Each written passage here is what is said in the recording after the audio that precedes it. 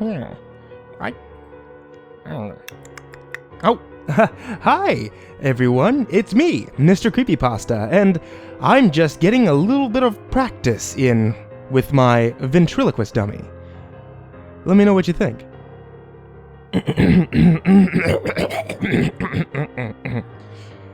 I think Mr. Creepypasta might believe that he's a ventriloquist. Want to know how I know that? He shoved his hand up my ass and told me to keep quiet. You know what? I hate ventriloquism. This is a stupid idea. Get lost, Billy. That's enough with the deadpan humor.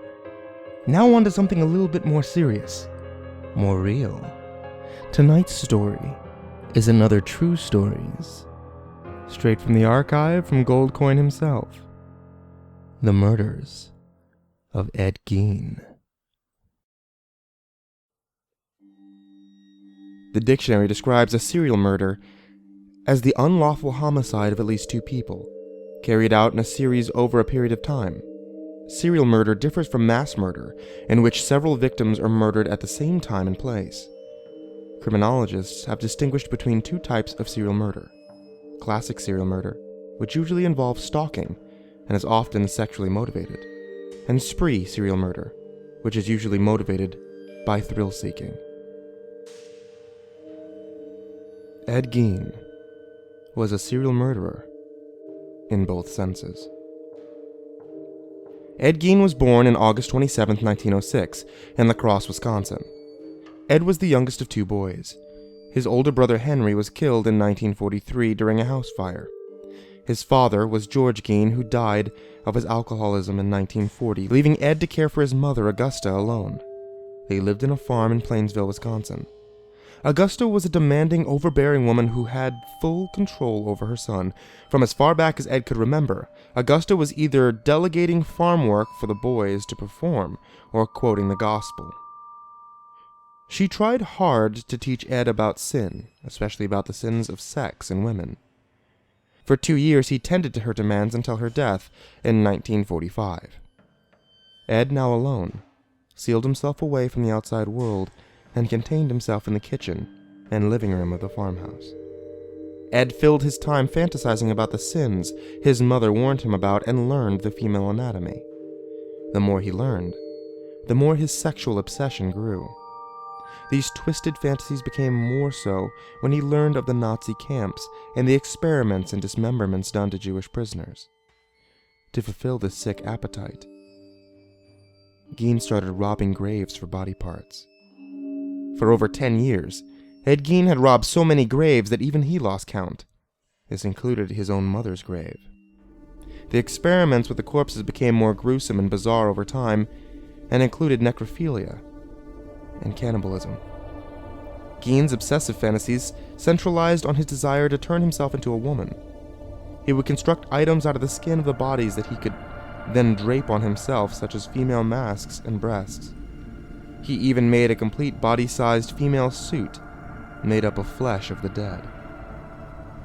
As growing insanity usually does, Ed believed that the only way to perfect his craft, complete his transformation from male to female, and further his experimentation, was to use living human bodies. In 1957, Gein entered the hardware store owned by Bernice Worden. Gein had been to this same store hundreds of times, and Bernice had no reason to fear him. She likely thought nothing when Gein removed a .22 rifle from the display rack.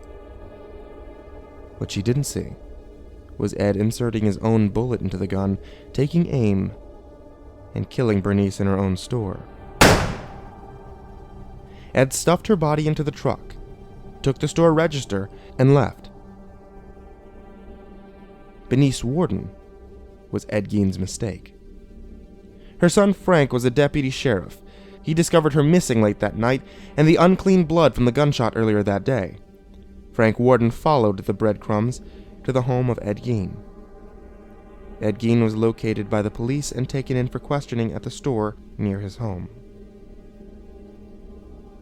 Police then went to Gein's farmhouse in hopes of finding Bernice Worden. In the middle of the night, the search of the Gien farm began. Officer Shelley led the search to the Gien farm shed.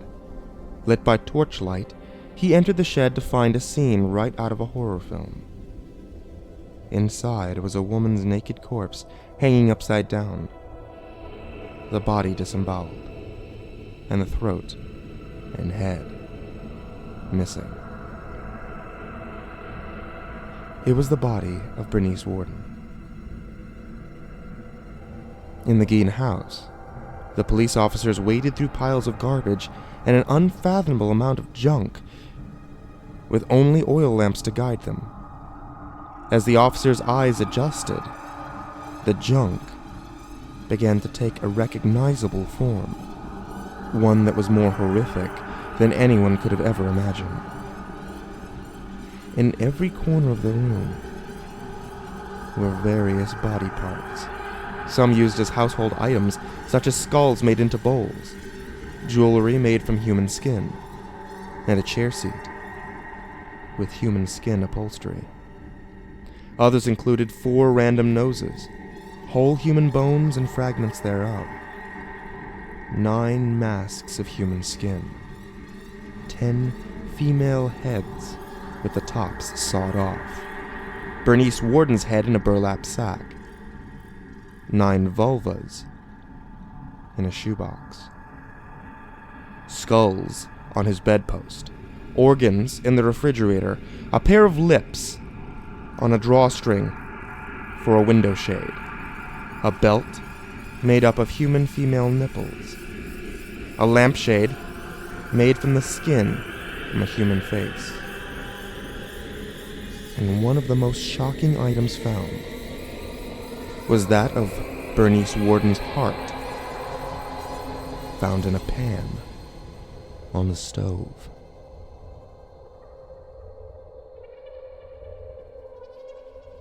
The 2 murders that Ed Gein could be convicted of was the murder of Bernice Worden in 1957, whose body was found decapitated and disemboweled in the farmhouse, and the murder of Mary Hogan in 1954, whose face was found in a bag in the house. The body parts of 15 different women were found around the Gien farm, along with many others that could not be identified.